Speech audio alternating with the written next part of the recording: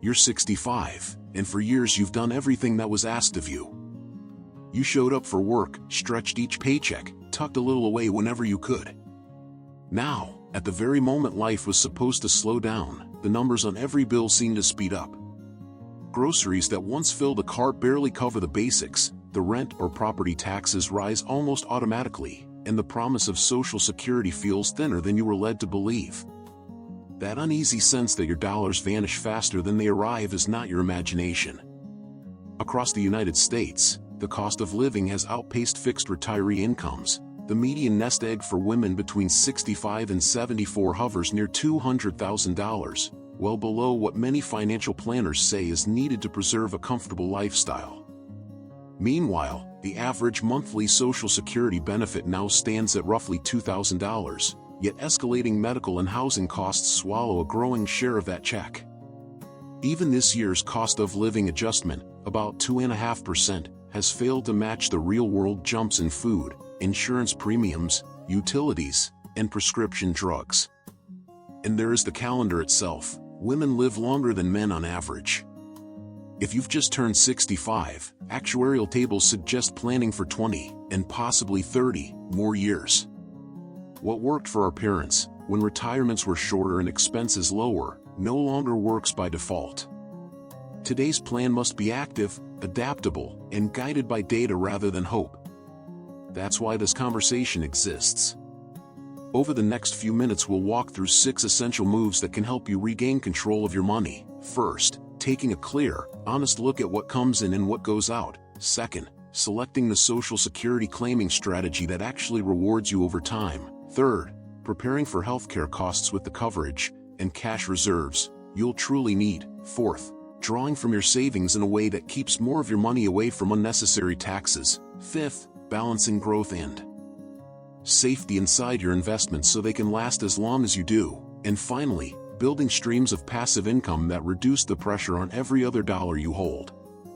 Each step is rooted in research, shaped by hard numbers, and designed to replace worry with confidence. So, if you're 65 and unsure where your financial road leads, stay here with me. This isn't a message of doom. It's a map, one that honors the work you've already done and gives you the knowledge you deserve to protect what you've earned. Let's start with the foundation of any financial plan, your budget. Not the one you used in your 40s or 50s. Not the one built on the income you used to have. But a new one. One that fits your life now. At 65, your financial landscape has changed. You may no longer receive a paycheck. You might be drawing Social Security, perhaps a pension, or withdrawing from savings. What's crucial now is understanding exactly what's coming in and what's going out. Most women in their mid-60s don't overspend on luxury. They overspend on habits that no longer reflect their reality. Subscriptions they forgot to cancel. Services they don't use anymore. Premiums they could renegotiate. Small leaks that quietly sink the boat. Here's how to reassess your financial picture without overwhelm. 1. Inventory your income. Start with every dollar coming in. Social Security. Pension payments. Investment income. Annuities or passive income. Part-time or consulting work. List each source clearly and monthly. The goal here is to know your net dependable income, what you can count on, not what you hope will come in. 2. Track and categorize your spending. For 1 month, write down or track every expense. Separate them into essentials, housing, groceries, healthcare. Flexible needs, utilities, transportation, phone plans. Discretionary, dining out, gifts, entertainment. What often surprises people is how much is quietly spent on the third category, not because it's wrong, but because it's invisible until seen. 3. Identify gaps. If your income consistently falls short of your monthly needs, you're not alone. According to a 2023 AARP report, nearly 38% of Americans 65+ report moderate to severe financial insecurity. The key is not to panic, it's to adjust. 4. Rebalance, don't restrict. Cutting spending isn't about punishment. It's about realigning your budget with your values. Would you rather keep a second streaming service or enjoy one dinner out with a friend each month? Would you rather pay for a landline you never use or finally afford that dental coverage you've put off? One viewer recently commented, "At 65, I realize I have to make it work, but I won't sacrifice my peace to do it." And that's exactly the point. Budgeting is not about sacrifice. It's about clarity. Because once you clearly see where your money flows, you regain power. And with power comes peace. In the next chapter, we'll explore how to maximize what may be your largest income source in retirement: Social Security. For many women in their mid-60s, Social Security isn't just part of the plan, it's the plan.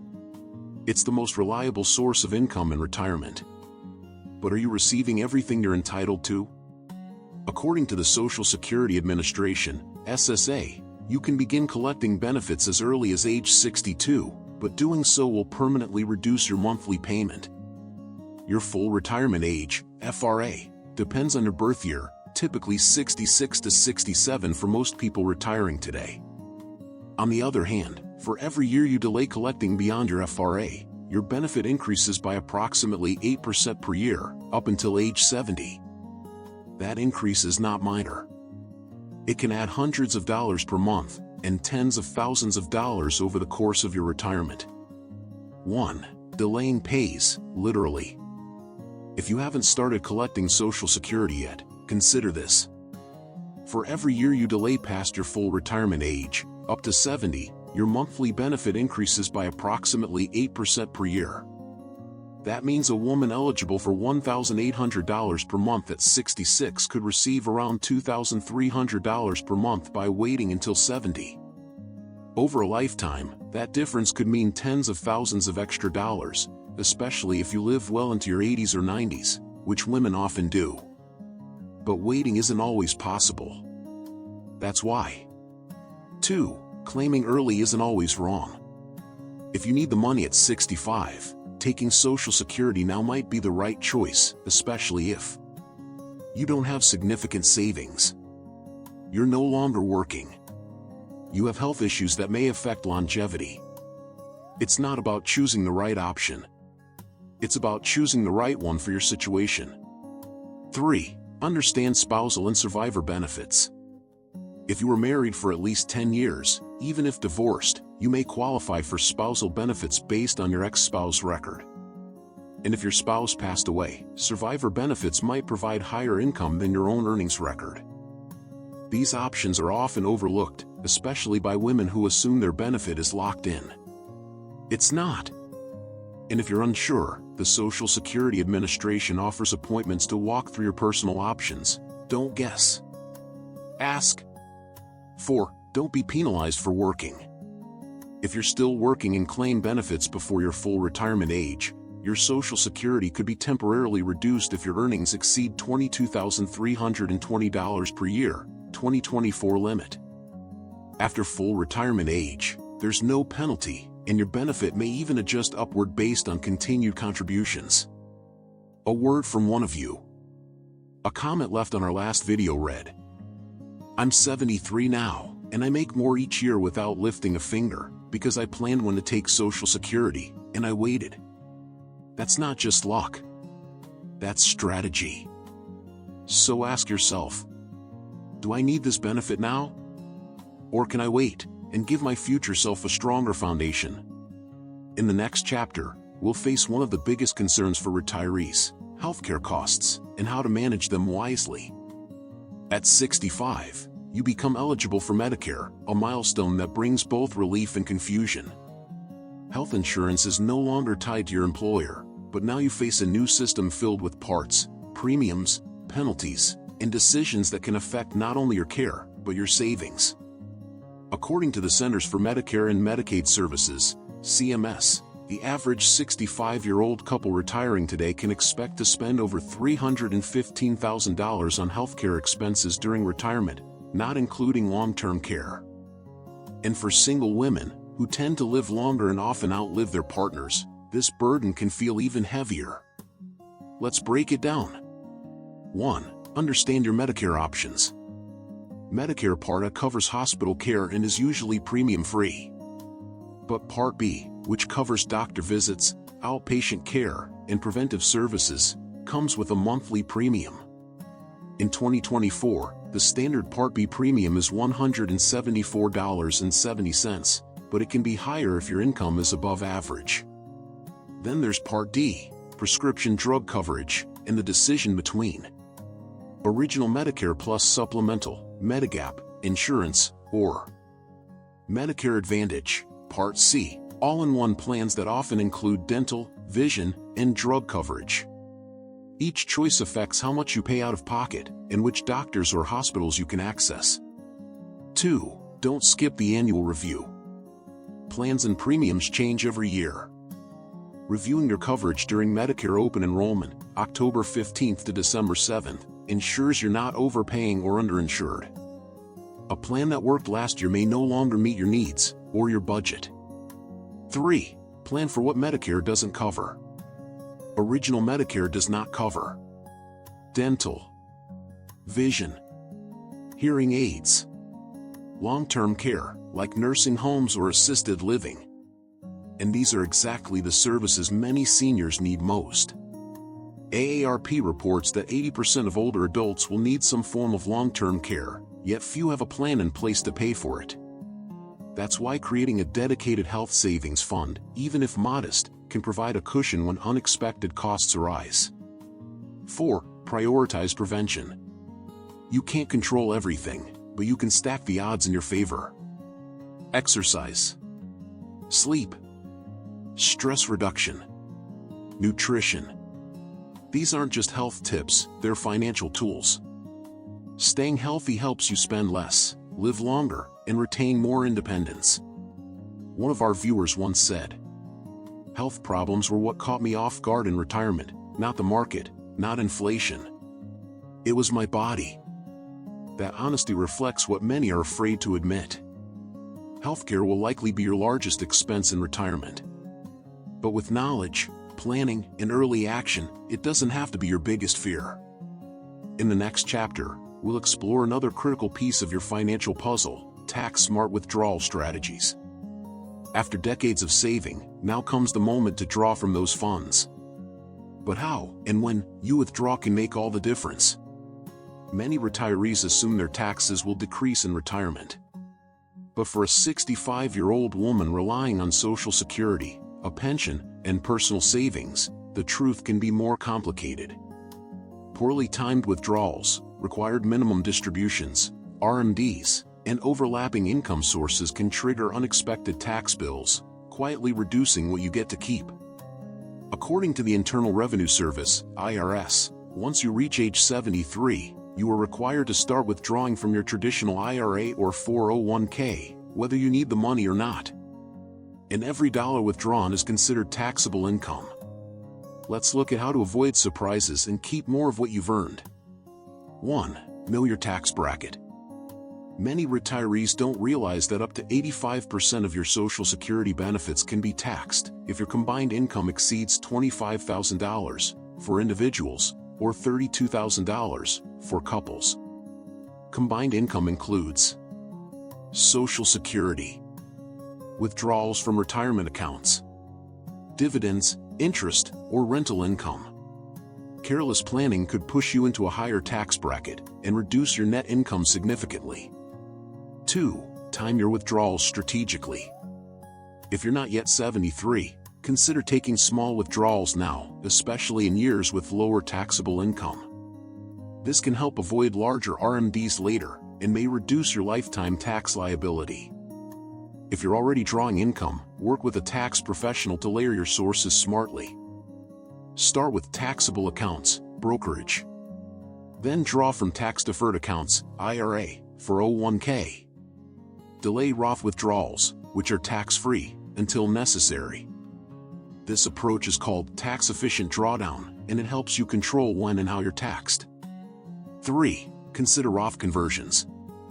Before RMDs kick in, converting some funds from a traditional IRA to a Roth IRA can be a powerful tool. Yes, you'll pay taxes on the conversion now, but future withdrawals will be tax-free. Done strategically, in low-income years, it's one of the best ways to lock in tax-free income later. 4. Stay aware of Medicare thresholds. Medicare premiums, Part B and D, increase if your income crosses certain limits. This is known as IRMAA, Income-Related Monthly Adjustment Amount. Sometimes, even a small unexpected withdrawal from your 401k can raise your Medicare premiums for the following year. That's why planning ahead isn't just about taxes, it's about managing healthcare costs, too. One viewer commented, "I never realized how timing my withdrawals could change my entire retirement tax picture. I thought I was just supposed to let the account sit." No, retirement accounts are not meant to sleep. They're meant to serve you. But only if you use them wisely. In the next chapter, we'll talk about something few retirees fully prepare for, and yet it can transform your peace of mind, building passive income in your 60s and beyond. When you think of income, you probably think of work. Effort in. Money out. That's how it's been for most of your life. But what if there was a way to earn without trading your time? To add income without adding exhaustion? That's the promise and power of passive income. At 65, passive income isn't about building wealth from scratch. It's about creating small streams that reduce the pressure on your savings and give you more breathing room each month. According to the U.S. Bureau of Labor Statistics, only about 19% of retirees report earning any income beyond Social Security, pensions, or investment withdrawals.